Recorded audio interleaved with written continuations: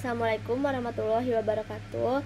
Halo semuanya, perkenalkan nama saya Tasya Aulia Febrianti dari kelas KM 4604 dengan NIM 150222379. Jadi di sini saya akan menjelaskan komunikasi massa dari mata kuliah pengantar ilmu komunikasi. Di sini saya akan menjelaskan tentang komunikasi massa. Semoga setelah saya menjelaskan materi ini, teman-teman semua dapat memahami dan mampu menjelaskan definisi dan karakteristik komunikasi massa. Lalu yang kedua, dapat memahami dan mampu menjelaskan karakteristik isi pesan media massa. Dan yang terakhir, dapat memahami dan mampu menjelaskan berbagai pandangan tentang efek media massa.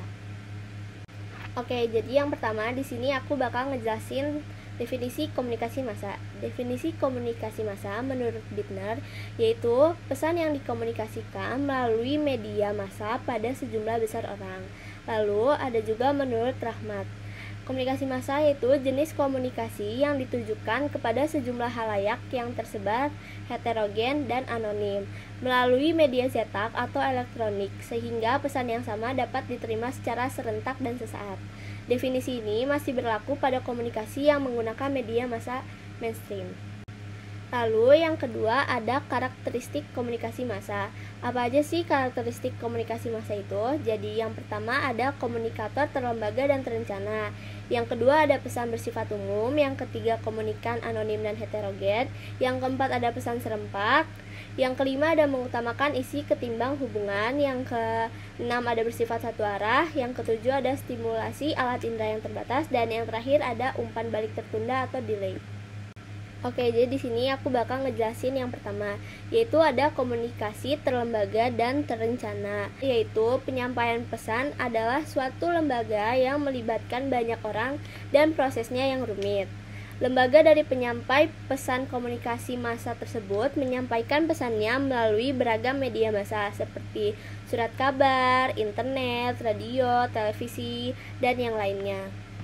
Lalu yang kedua ada pesan bersifat umum. Pesan bersifat umum yaitu pesan ditujukan kepada halayak umum dan bukan untuk kelompok tertentu. Komunikasi massa menyampaikan pesan yang umum dan ditujukan kepada halayak umum secara luas. Oleh karena itu, proses komunikasi massa pun berjalan dengan terbuka.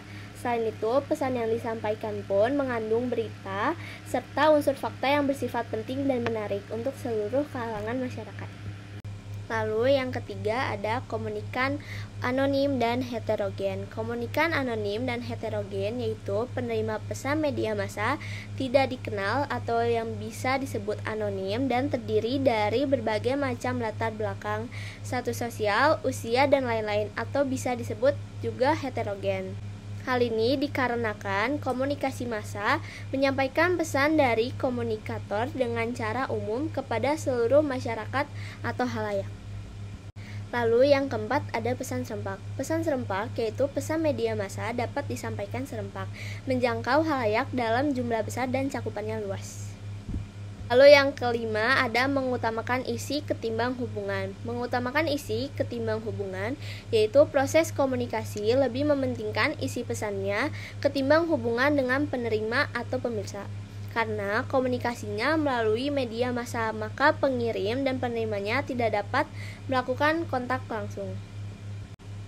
Dan yang keenam ada bersifat satu arah. Bersifat satu arah yaitu komunikasi massa tidak berjalan seinteraktif komunikasi konteks lain. Artinya, komunikasi massa tersebut terjadi antara penerima dan pengirim secara langsung, akan tetapi pengirim maupun penerima tidak saling bertemu satu sama lain dan tidak dapat merespon pesan yang disampaikan secara langsung.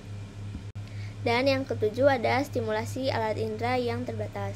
Stimulasi alat indera yang terbatas yaitu alat indera yang terstimulasi tergantung media apa yang digunakannya. Contohnya kayak kita lagi siaran radio dan rekaman auditif, halayaknya hanya mendengar saja. Dan yang terakhir ada umpan balik tertunda atau delay. Umpan balik tertunda yaitu umpan balik yang diterima media massa sebagai pengirim pesan bersifat tertunda atau tidak segera. Kenapa? Karena penerima dan pengirim tidak berkomunikasi secara langsung dan komunikasi bersifat satu arah, maka umpan balik atau feedbacknya pun akan tertunda. Penerima maupun pengirim dalam komunikasi massa tidak mengetahui reaksi dari khalayak umum ketika pesan tersebut disampaikan, sehingga terjadilah feedback delay pada komunikasi massa. Dan selanjutnya aku akan ngejelasin karakteristik isi pesan media massa. Yang pertama ada novelty, yang kedua ada jarak, yang ketiga ada popularitas, yang keempat ada konflik, yang kelima ada komedi atau humor, yang keenam ada seks dan keindahan atau fisik, yang ketujuh ada emosi, yang kedelapan ada nostalgia, dan yang terakhir ada human interest. Jadi aku bakal ngejelasin karakteristik isi pesan media massa yang pertama. Ada novelty atau biasa disebut juga sesuatu yang baru. Contohnya kayak grup K-pop ngeluarin album baru. Jadi hal itu bakal menarik banget perhatian para pengguna media massa. Lalu yang kedua ada jarak. Media massa akan mengikuti di mana peristiwa kejadian terjadi, dan hal itu bakal lebih menarik buat orang yang ada di daerah kejadian tersebut.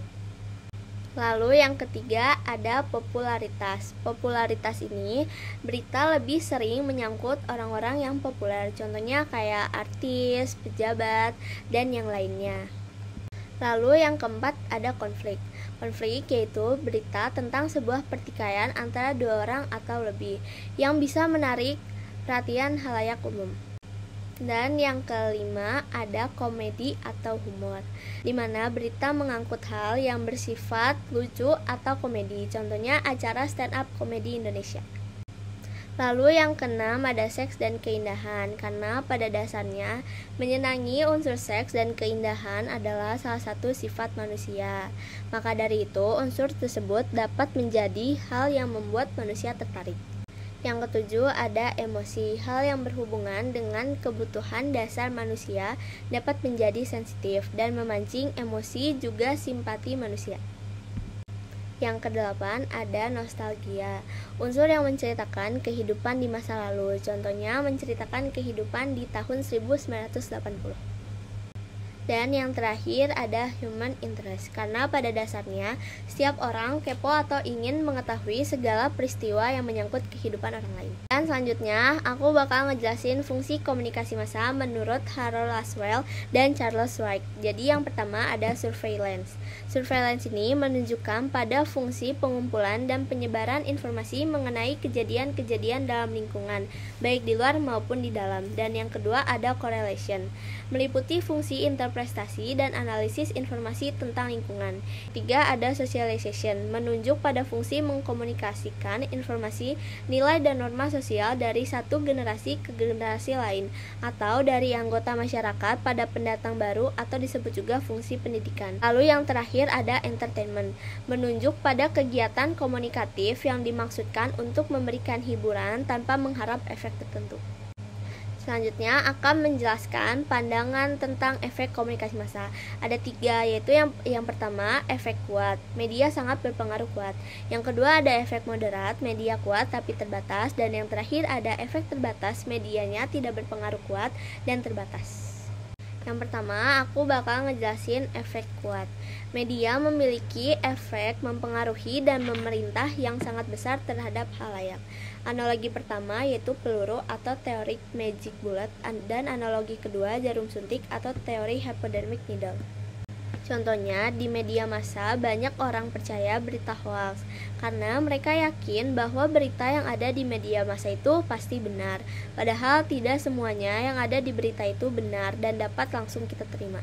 Lalu yang kedua ada efek moderat, dirumuskan oleh Maxwell M. Malcolm dan Donald L. Shaw. Media massa memang tidak dapat mempengaruhi orang untuk merubah sikap, tapi media massa cukup berpengaruh terhadap apa yang dipikirkan orang. Dan media massa juga mempengaruhi persepsi khalayak tentang apa yang dianggap penting. Contohnya, banyak acara TV yang membahas seputar kehidupan selebritis, maka masyarakat terpengaruh untuk berpikir bahwa kehidupan selebritis itu penting. Lalu ada teori kultivasi, memperkuat pandangan terhadap dunia, karena teori ini mengklaim bahwa televisi memberikan pandangan yang tidak akurat, tetapi tetap dianggap kehidupan nyata oleh para penonton. Dan yang terakhir ada efek terbatas, dirumuskan oleh L. Hughes, J.G. Blumler, dan Michael Gilfield. Teori ini memandang bahwa orang aktif memilih dan menggunakan media untuk memuaskan kebutuhan tertentu. Pada era TV kabel, YouTube dan Netflix memberikan kendali kepada penonton untuk memilih sendiri apa yang mereka mau tonton, kapan mereka mau menontonnya, dan bahkan di mana mereka mau menontonnya. Sekian dari aku. Terima kasih semuanya.